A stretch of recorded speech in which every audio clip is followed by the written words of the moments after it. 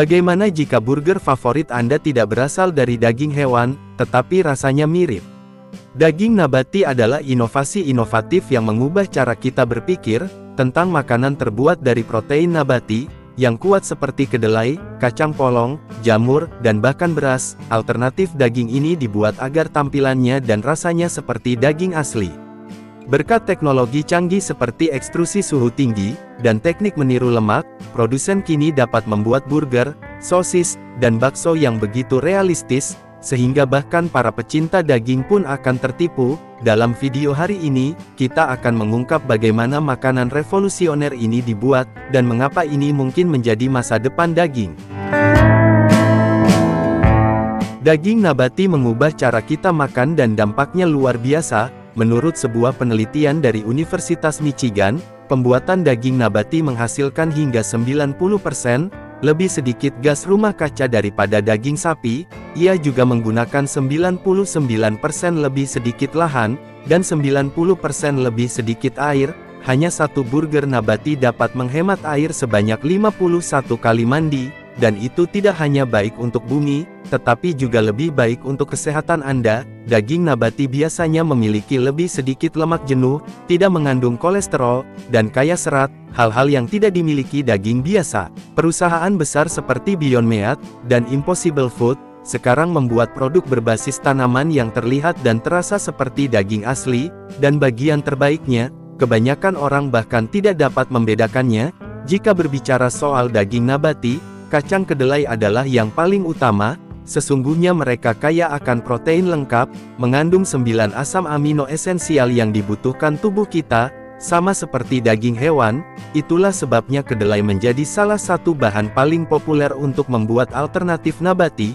Kacang kedelai memiliki banyak protein, bahkan lebih banyak daripada kacang-kacangan lainnya, seperti buncis atau kacang lainnya. Yang membuat protein kedelai istimewa adalah karena ia mengandung ke-9 asam amino esensial, yang tidak dapat diproduksi sendiri oleh tubuh kita. Hal ini membuat kedelai menjadi protein berkualitas tinggi, sangat mirip dengan protein yang ditemukan dalam daging.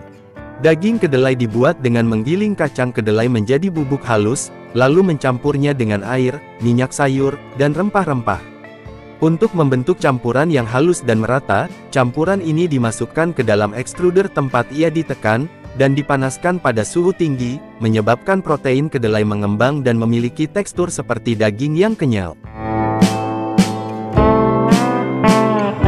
Setelah keluar dari mesin, produk dipotong-potong dan dapat dikeringkan atau dikemas segar. Sebelum membuat daging nabati, protein kedelai perlu direhidrasi. Ini berarti menambahkan air ke protein kedelai kering, untuk membuatnya lembut dan kenyal seperti daging asli. Saat menyerap air, ia menjadi kenyal dan elastis.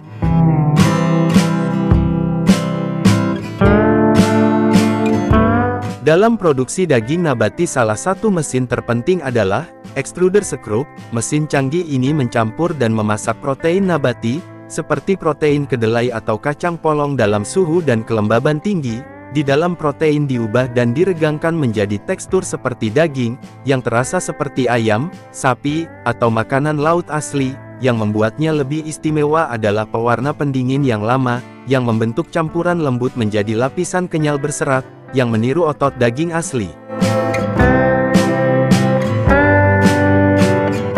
Membuat sosis berbahan dasar tumbuhan, tidak lagi menjadi tantangan berkat teknologi modern, dan bahan nabati bertekstur, berkualitas tinggi dengan menggunakan teknik pengemulsi, yang melibatkan pencampuran protein nabati dengan air, minyak, dan rempah-rempah.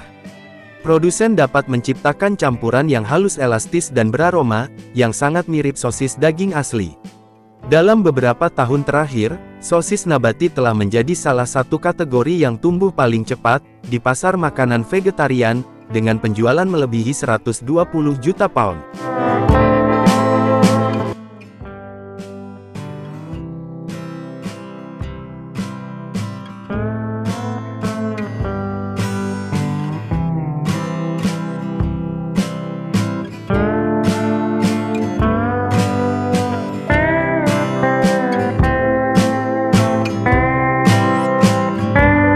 Kita dapat membuat segala jenis hidangan lezat dengan protein nabati, seperti hamburger yang lezat ini, dan bagian terbaiknya, tidak ada satupun hewan yang disakiti saat membuatnya.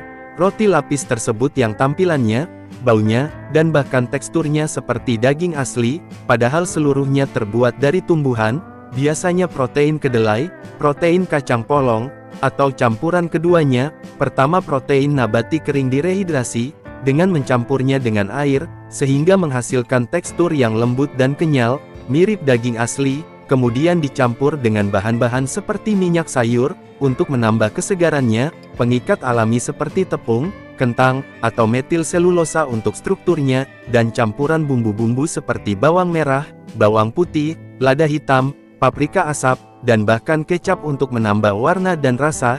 Campuran tersebut kemudian dibentuk menjadi roti pipi, dipanggang atau digoreng hingga kecoklatan di luar, dan empuk di dalam.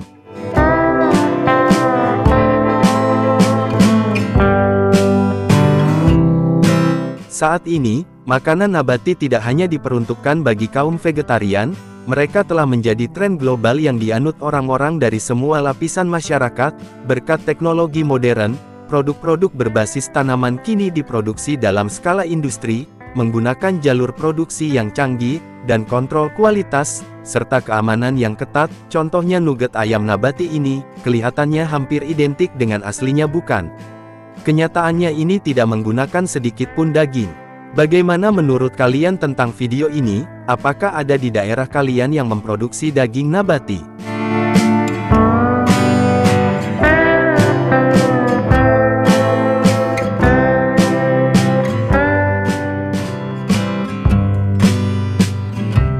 Pernahkah Anda mendengar tentang sapi yang hidup di ketinggian lebih dari 4.000 meter, yang dapat menahan suhu dingin di bawah minus 40 derajat Celcius, dan bernafas dengan mudah di udara tipis Himalaya?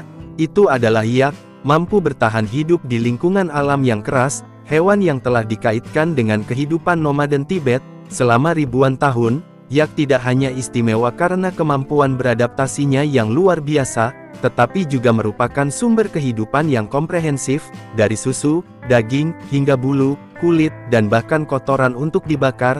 Namun apa yang membuat hewan ini menjadi legenda di tanah tempat ia tinggal? Mari kita cari tahu.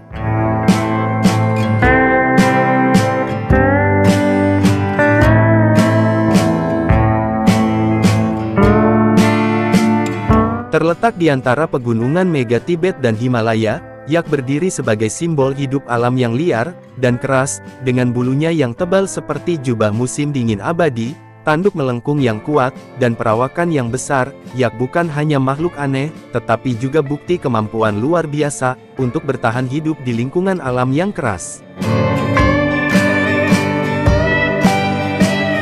Selama ribuan tahun, sapi istimewa ini telah dikaitkan erat dengan kehidupan masyarakat di dataran tinggi, menyediakan makanan, bahan pakaian, dan kepercayaan budaya. Yak bukan sekedar hewan namun legenda hidup di alam luas.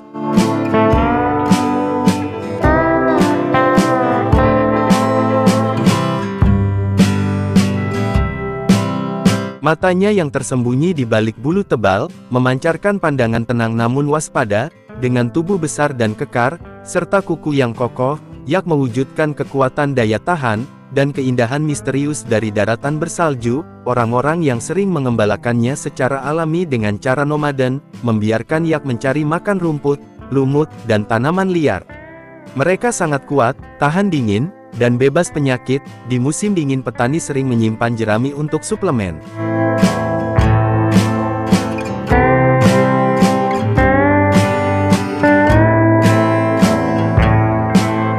Yak hidup berkelompok, membutuhkan tempat yang luas, dan sumber air bersih. Pemantauan kesehatan secara teratur membantu memastikan perkembangan kawanan yak yang stabil, dan berkelanjutan.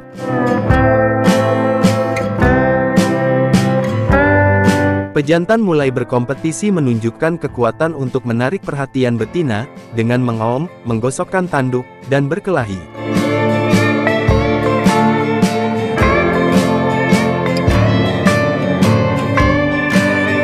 Yak biasanya memasuki musim kawinnya di musim panas, mulai bulan Juli hingga September saat iklim sedang. Setelah kawin, yak betina hamil selama sekitar 8 bulan, dan biasanya hanya melahirkan satu anak sapi per kelahiran. Pada musim semi tahun berikutnya ketika rumput mulai tumbuh lagi, sehingga lebih mudah untuk membesarkan anak sapi.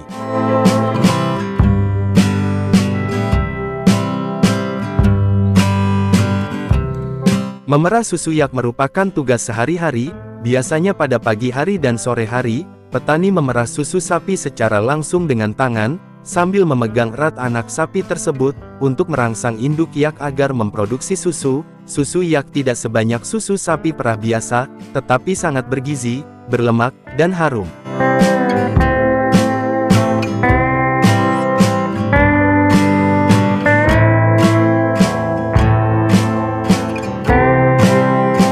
Proses pembuatan keju dari susu yak di dataran tinggi, seringkali dilakukan sepenuhnya dengan tangan, menggunakan peralatan sederhana, yang terkait dengan kehidupan nomaden dan iklim yang keras.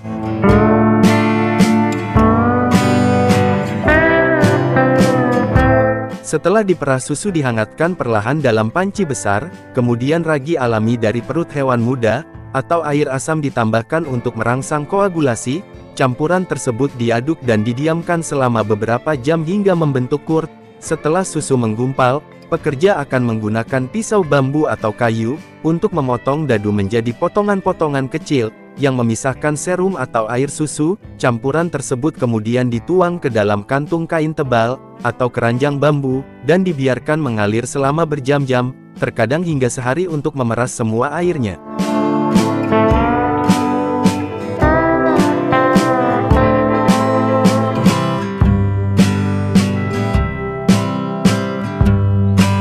Selain susu untuk keju, yak juga digunakan sebagai hewan penarik, mengangkut barang melalui jalan pegunungan yang curam dan berbahaya.